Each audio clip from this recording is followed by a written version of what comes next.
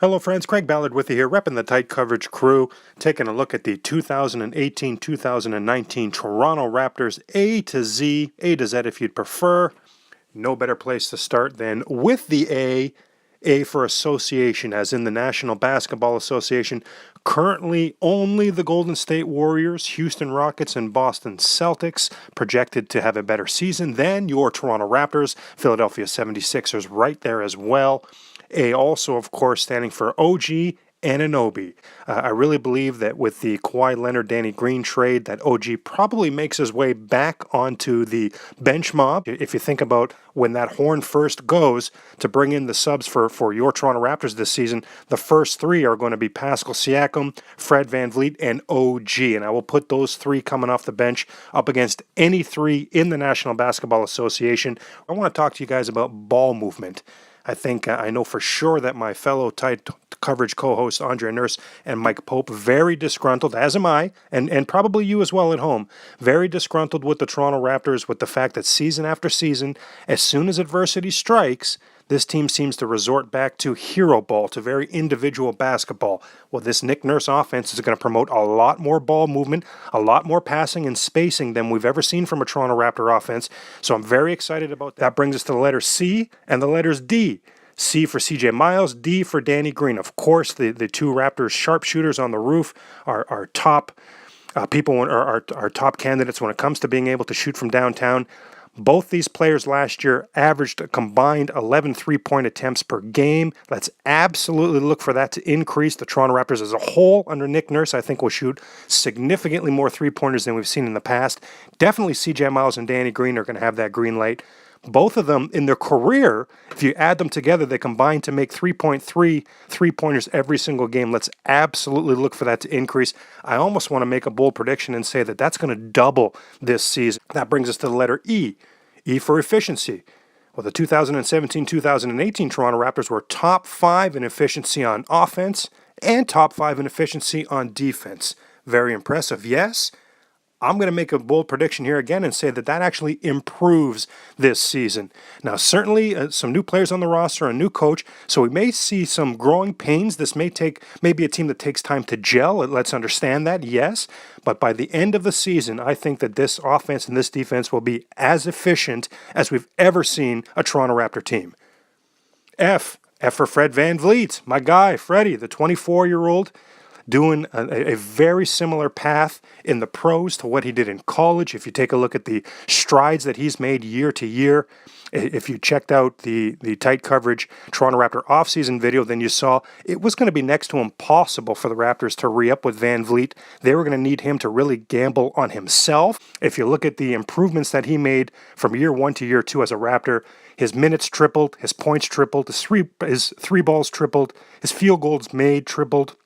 His assists tripled, his rebounds and his steals both almost tripled as well. And again, similar to what we saw in college at Wichita State, once he got his feet wet, he really hit the ground running for his second and third year and really established himself on a leader on a very good, a very pesky Wichita State team. That takes us to the letter G. G for Greg Monroe, the 6'11 newcomer. 4th team in his last 3 seasons.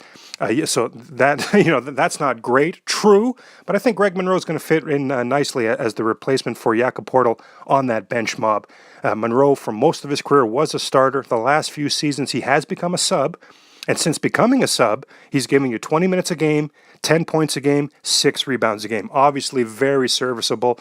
He can defend as well. He can protect the rim. Greg Monroe is going to bring a lot of things to the table, a lot of experience to the table. That brings us to the letter H.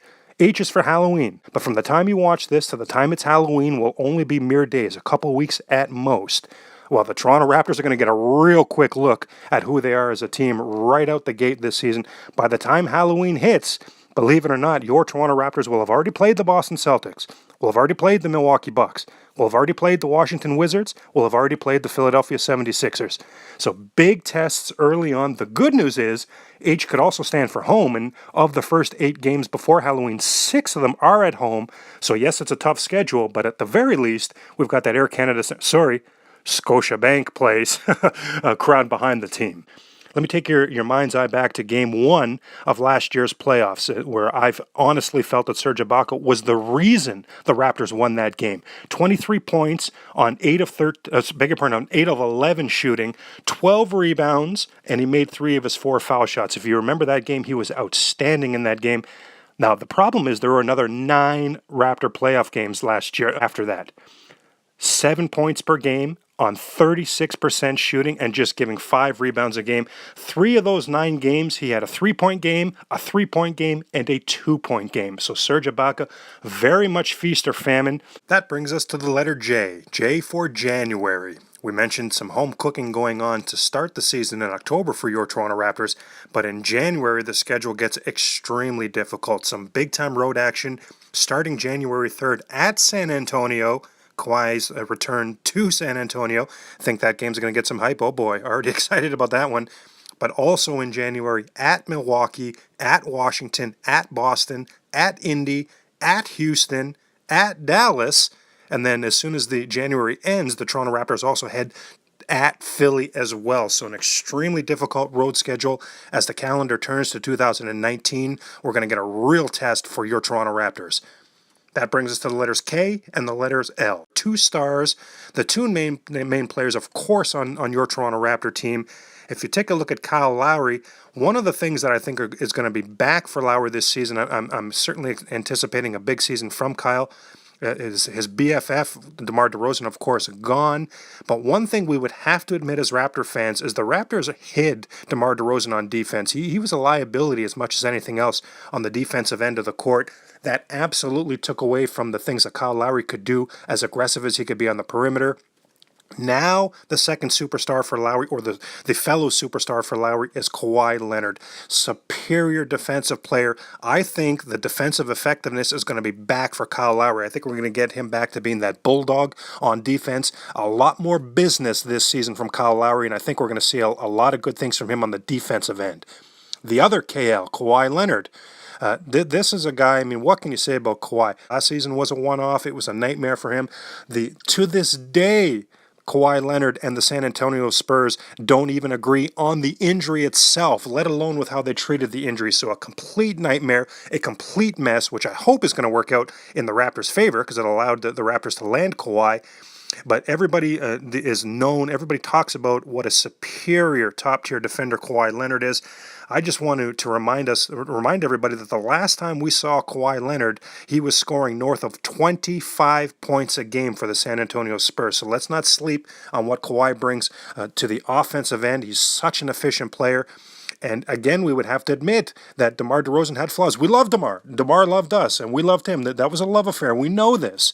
But DeMar, if there was a very legitimate criticism of him, it was his disappearing acts in the playoffs. Kawhi Leonard, exact opposite. Literally one of the best playoff performers I've ever seen. Kawhi Leonard, the Claw, number 2 on your Toronto Raptors.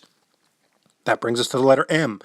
Who else but Masai Ujiri? And so Masai, just over $5 million in trade exceptions to use. Now, of course, trade exceptions do have shelf lives, but neither one of those trade exceptions will expire prior to this year's trade deadline. So believe it or not, we could even see some further tinkering to this roster from Masai. That brings us to the letter N. Of course. How about double N? How about Nick Nurse? Brand new Raptor coach. Certainly a tight coverage tip of the cap to the things that Dwayne Casey was able to accomplish here. But now we do roll with Nick Nurse. Yes, it's his first time on the NBA stage as a head coach, but plenty of head coaching experience around the world in his life for Nick Nurse. In fact, in the British Basketball League, a 2-time Coach of the Year, a 2-time champion. Closer to home here in the G League, also a 2-time G League Coach of the Year and a G League champion as well. So certainly welcome Nick Nurse. That brings us to the next letter of O. Well, let's talk about a Nick Nurse offense. This is going to be significantly more up-tempo than we've seen in the past. Let's absolutely look for a Nick Nurse offense that's going to create spacing. He's really going to want to promote dribble penetration, and that's going to be huge for kicking out for a 3-ball. So a lot of spacing, a lot more dribble penetration, a lot more balls in the air for your Toronto Raptors under Nick Nurse. I think it's going to be a high-powered offense. That brings us to the letter P. P for Pascal Siakam, of course, a 24-year-old, another bench mob player that we're very excited about, and why not? I thought Pascal in stretches last year really showed a lot of energy and a lot of leadership, believe it or not, for somebody so young to the game.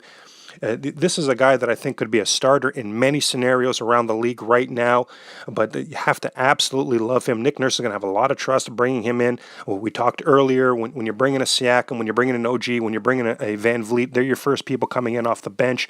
The score and whatever's happening in the game is not going to matter, even if things are not going your way.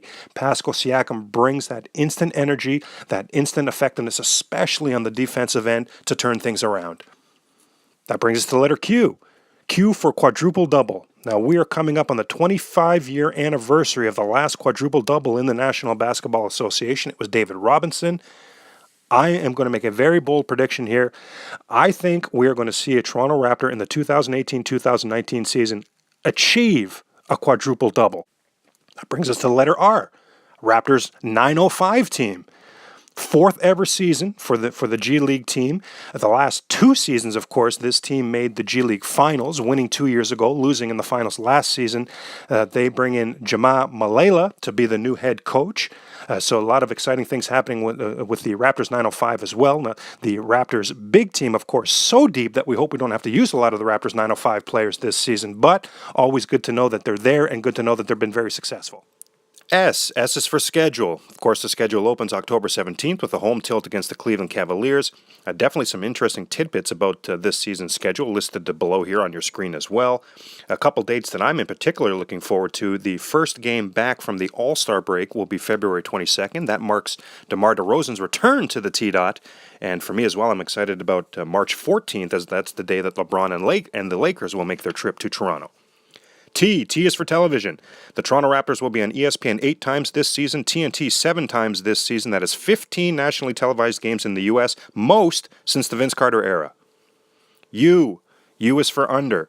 I am taking the under team total Raptor wins this season. It's set at 54.5. I think you can tell that I'm extremely excited about this season. We here at Tight Coverage absolutely believe in this season's Toronto Raptors roster.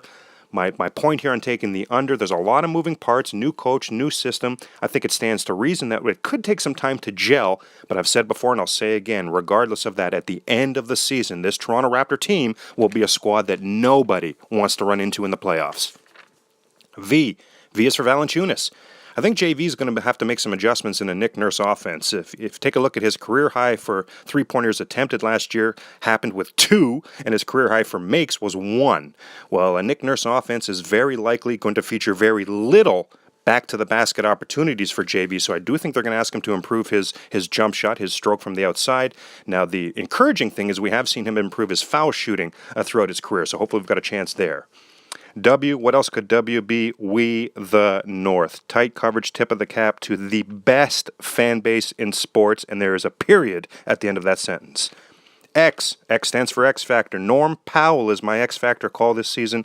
I think we would agree Powell was the only Raptor who took a step backwards last season, but how much of that was because he really took a step backwards? How much of it was because he was playing with a lot of pressure through injury? And we know he was banged up and played through some injuries, and I talk about the pressure because we heard Dwayne Casey say many times that Powell would have to make it impossible to be subbed out of the game. So this is a banged-up Powell. That was a banged-up Powell playing with a lot of pressure. I think he's one of the players in particular that will really benefit from the coaching change. That brings us to the letter Y. Y stands for year. This will be year 24 for your Toronto Raptors. Check out some of the tidbits going into year 24 listed below. In particular, 2 things I want to point out. This will be the 9th time that a Raptor coach will be making their debut for the Raptors this season in year 24. And Nick Nurse is the 7th of those 9 that is making his head coach debut, at least on the NBA level. The other thing that's very interesting for me in year 24, the commitment from ownership, a very rarefied air. The tax bill right now for the Raptors set north of $35 million. So this organization and this franchise, this ownership is all in on this team. Z for zone defense. What we saw from Nick Nurse in particular in his G League stints, he will play man-to-man. He does want to play man-to-man, but when opponents are struggling to hit the outside shots, he will have his defenders slough off so much that it will appear to be a zone. So we will see, in addition to that, I think we're going to see a lot more zone defense this season from Nick Nurse and the Toronto Raptors.